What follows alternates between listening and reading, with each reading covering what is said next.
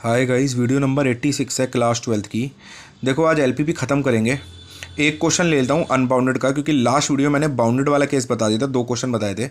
अब अनबाउंडेड एक क्वेश्चन से क्लियर हो जाएगा। देखो, चलता वही, बस एंड में थोड़ा सा चेंज हो जाता है। तो देखो, हम क्या करते हैं, सच दैट मतलब सब्जेक्ट टू कंस्टेंट, इसका ग्राफ बनाना है।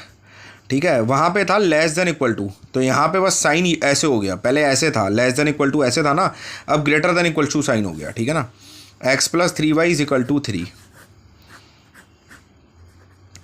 x0 y1, y को 0 रखोगे x3, है ना। उसके बाद x+y is equal to 2, x0 y2, y0 x2। ठीक है, अब मैंने बताया था इसका तो कोई ग्राफ बनता नहीं। अगर क्लियर नहीं तो पहले लास्ट वीडियो देखना। ठीक है, इसका कोई ग्राफ बनता नहीं। तो x0 y1, y0 x3। अब वो आप यहाँ पे 1 2 3 4 डाल देना, मैं डायरेक्ट कर रहा हूँ। ठीक है, x0 y1, उसके बाद x3 y0, ये a ले लिया, ये b ले लिया। मैंने बताया था लास्ट वीडियो में, किसी को भी a भी ले सकते हैं, उससे कोई फ़र्क नहीं पड़ता। इसके ऊपर इक्वेशन लिख लो इसकी, x+3y इज इक्वल टू 3। ठीक है, उसके बाद x0 y2, x2 y0, x0 y2 3 से पहले, मतलब ये हो गया 2 0 1 के आगे, ये हो गया 0 2, वो तो आप मार्क कर लोगे। तो यहाँ लिखो x+y इज इक्वल टू 2। ठीक है, अब क्या करेंगे, पुट xy 0,0, पुट xy 0,0। तो देखो, यहाँ पे अगर xy की जगह 0 0 डालता हूँ तो 0 greater than equal to 3 false हो गया। मैंने बताया था इक्वल टू नहीं देखते, इक्वल टू तो इसलिए होता है कि लाइन जा रही है। अगर इक्वल टू ना हो तो डॉटेड लाइन जाती है। हमें ये देखना है 0 3 से बड़ा है, 0 ग्रेटर देन 3 है तो फॉल्स है ही है। 0 3 से बड़ा थोड़ी होता है। यहाँ x और y को 0 0 रखो, 0 ग्रेटर देन इक्वल टू 2, मतलब ग्रेटर देन 2 देखो, फॉल्स है, दोनों फॉल्स हैं ये। मतलब ये आया ओ पॉइंट, ये होता है 0,0। ठीक है, अगर ट्रू होती तो इसकी तरफ शेड होता है, और अगर फॉल्स होती है तो ऑपोजिट साइड से शेड होता है, आगे को, ये भी आगे को। तो कॉमन रीज़न कौन सा बताओ? अगर ट्रू होती तो 0 की तरफ शेड होता है, फॉल्स होती है तो ऑपोजिट साइड शेड होता है। ठीक है, इसका भी पूरा आगे को गया, देखो इसका भी पूरा आगे को गया। तो कॉमन कौन सा है जिसमें दोनों आ रहे हैं? क्योंकि आगे को मतलब पूरा जाता है आगे तक। अब मैं इतना लंबा शेड थोड़ी कर सकता हूँ। ठीक है, तो आगे को मतलब पूरा जाता है, तो कॉमन कौन सा है? ये वाला। ठीक है, ध्यान रखना, डबल शेड कर दो इसे। आगे को मतलब पूरा ऐसे लंबा जाता है, मैं इतना लंबा तो कर नहीं सकता। ठीक है, तो यहाँ पे कॉमन जो है वो ये वाला है। तो इसमें कौन कौन से पॉइंट आ रहे हैं? एक ये आ रहा है, एक ये वाला आ रहा है। ठीक है, एक ये वाला आ रहा है, ए बी, इसको मैं मार्क कर लेता हूँ, ये सी, ये डी हो गया। एक डी आ रहा है, ये एक इंटरसेक्टिंग पॉइंट आ रहा है ई, और एक ये वाला आ रहा है ए। एक क्या आ रहा है? A, D E A. ठीक है, तो यहाँ पे लिखो पहले lines A B and C D intersecting at E. तो इंटरसेक्टिंग पॉइंट कैसे बताया था? यहाँ तो सब्स्टिट्यूशन मेथड है, एलिमिनेशन मेथड, कोई भी लगा दो। एक है मेरे पास x+3y3, एक है x+y2। तो x+3y3 है ना, x की वैल्यू आ गई 3 - 3y। मैं सब्स्टिट्यूशन ही लगा रहा हूँ, सब्स्टिट्यूशन आसान होगा आपके लिए भी, ध्यान रखना। बाकी आपकी मर्जी, आप कोई भी लगा दो। x की value 3 - 3y + y is equal to 2।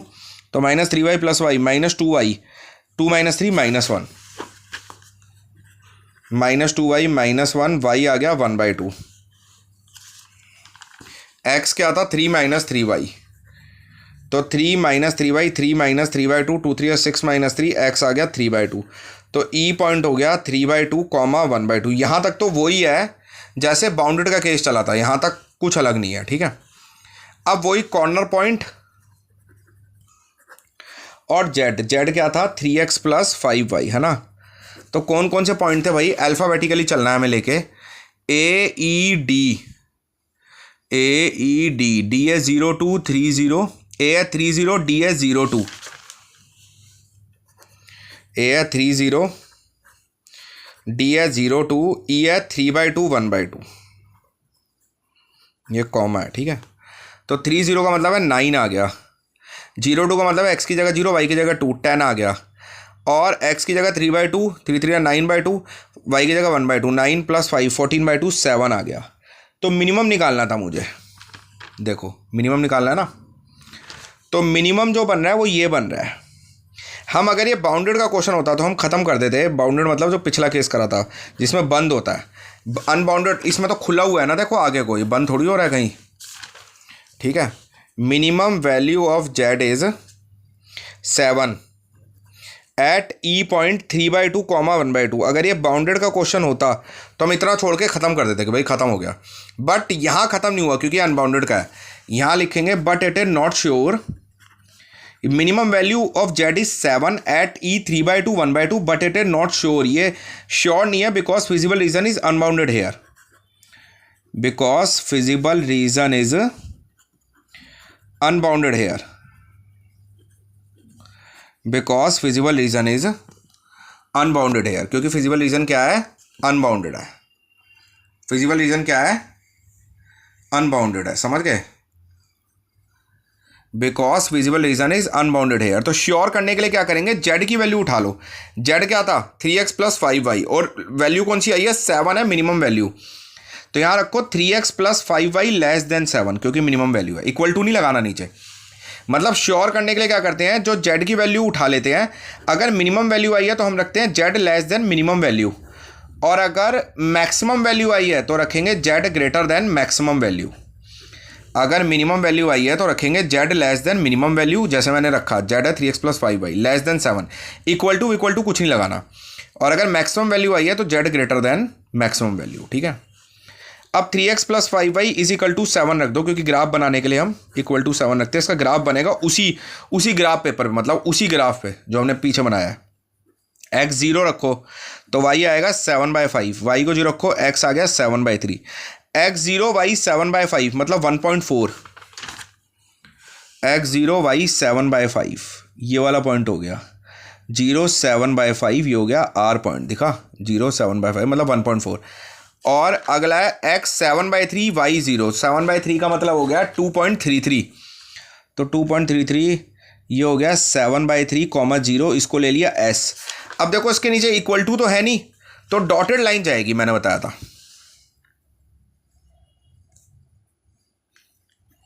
ठीक है, डॉटेड लाइन गई, ठीक है।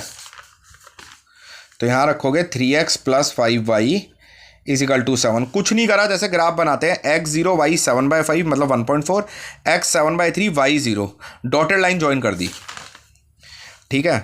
अब यहां पे रखो पुट xy 0,0, पुट xy 0,0, तो 0 लेस देन 7 ये ट्रू जाएगी, ठीक है। ये ट्रू मतलब ये 0 की साइड, ये ऐसे जा रही है इस लाइन से पीछे की तरफ, जो ये लाइन है ना डॉटेड वाली, इससे पीछे की तरफ, ठीक है। शेड जो जाएंगे वो इससे पीछे की तरफ जाएंगे, इस लाइन से, ठीक है, इस लाइन से लग के पीछे की तरफ जाएंगे। अगर फॉल्स होती तो इस लाइन से लग के ऐसे आगे की तरफ जाते, अब ये पीछे की तरफ जा रहे हैं लाइन से लग के 0 की तरफ। अब एक बात बताओ, जो पिछली वाली लाइन है, जो पिछली वाली लाइन्स के शेड है और इसके शेड है, इसमें कोई पॉइंट कॉमन है नहीं है, क्योंकि उसका आगे को शेड जा रहा है, इसका पीछे को शेड जा रहा है, क्योंकि वो तो फॉल्स थी ना, उसका 0 से ऑपोजिट साइड जा रहा था, इसका 0 की तरफ जा रहा है, उसका आगे को जा रहा था, इसका पीछे को जा रहा है, तो कोई पॉइंट कॉमन नहीं है, ठीक है। अगर सपोज करो पॉइंट कॉमन का मतलब अगर इसका भी ऐसे आगे को जाता, शेड फॉल्स होती आगे को जाता, तो बहुत सारे पॉइंट कॉमन हो जाते, ठीक है। तो मैं लिखूंगा फिजिबल रीजन मतलब पिछला वाला, फिजिबल रीजन एंड ये वाली line 3x + 5y less than 7 having no points in common, कोई पॉइंट कॉमन नहीं है ना, having no points in common. So 7 जो वैल्यू आई है वही मिनिमम वैल्यू है जेड की, 7 is minimum value of Z at E 3/2, 1/2, ये आंसर है, 7 is minimum value of Z, ठीक है।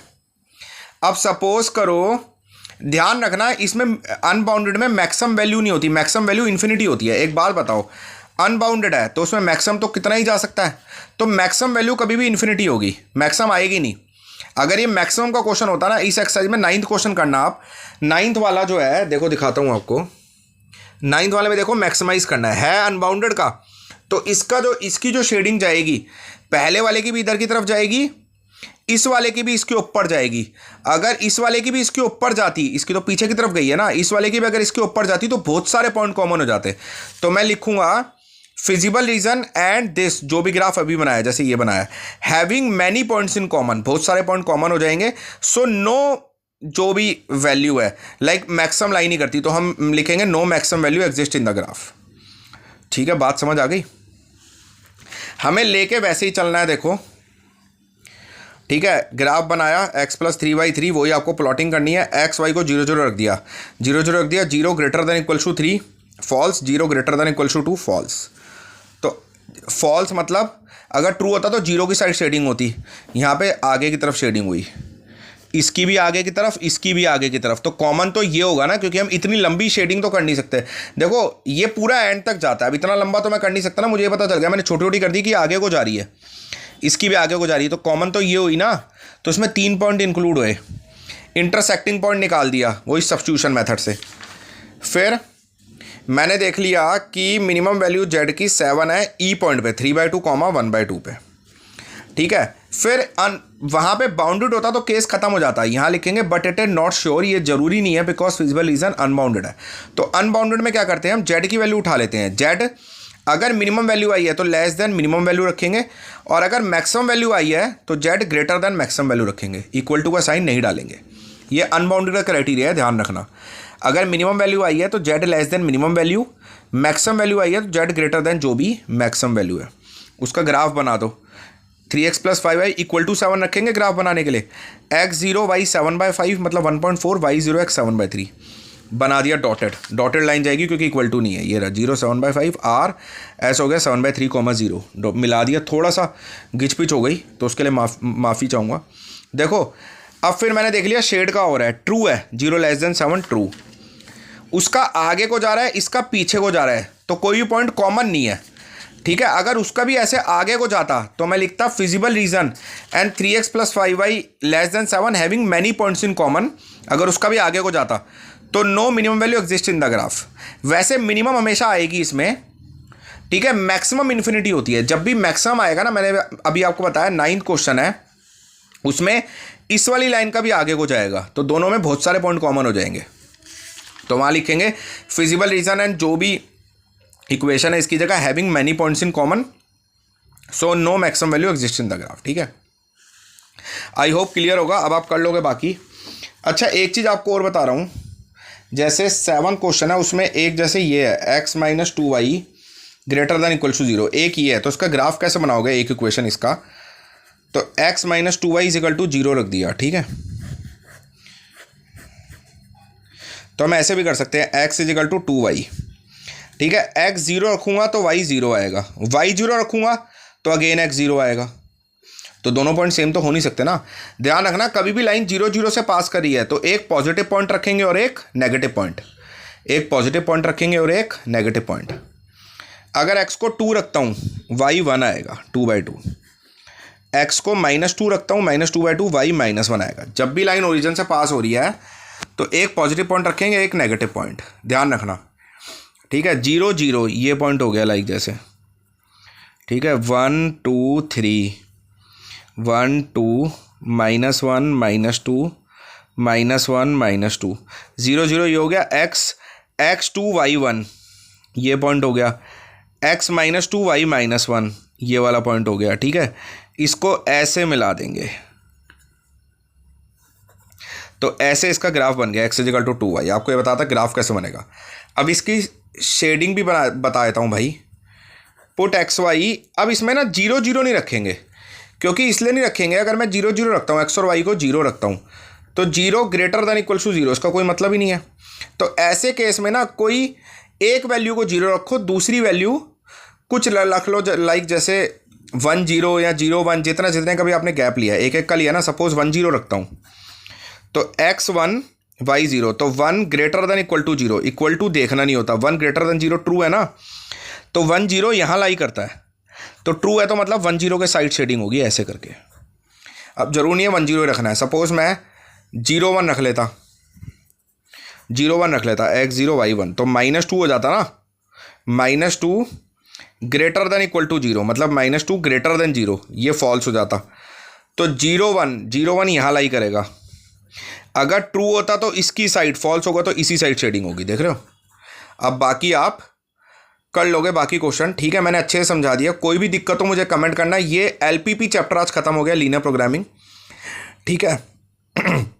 मैंने आपको 4th क्वेश्चन बता दिया, 1-2 बता दिया, 1-2 बाउंडेड था, 4th अनबाउंडेड था, ठीक है। मिनिमाइज का क्वेश्चन था, और मैंने आपको बता दिया 9th क्वेश्चन के लिए जब मैक्सिमाइज आएगा तो मैक्सिमम वैल्यू तो वैसे ही इन्फिनिटी होती है, तो उसका भी सेम साइड पे शेडिंग होगा।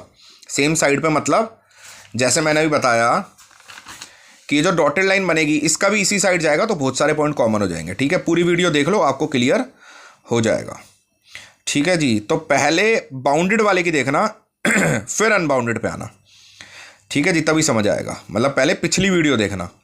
ओके, तो ये चैप्टर खत्म हो जाता है। नेक्स्ट वीडियो में हम प्रोबेबिलिटी स्टार्ट करेंगे। Thank you so much, please subscribe कर लेना चैनल।